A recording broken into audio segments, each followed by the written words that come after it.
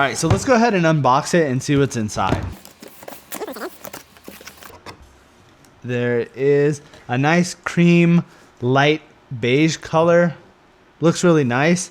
This cap on top, look at this texture. This is kind of like a soft rubbery kind of texture. Over here you have like a flat matte texture.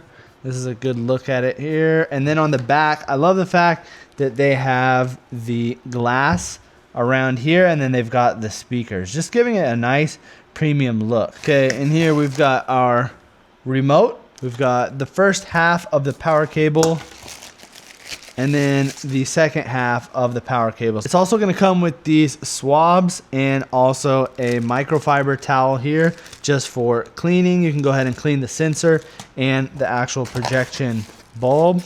And then you've got your user manual and your warranty card. Another thing I want to note down here is that it does have a screw, so then you can actually screw this onto either a tripod or you can mount this upside down on your ceiling, making it easy to project down. That way you don't have to put it down on a table and then no one's going to walk in front of the screen.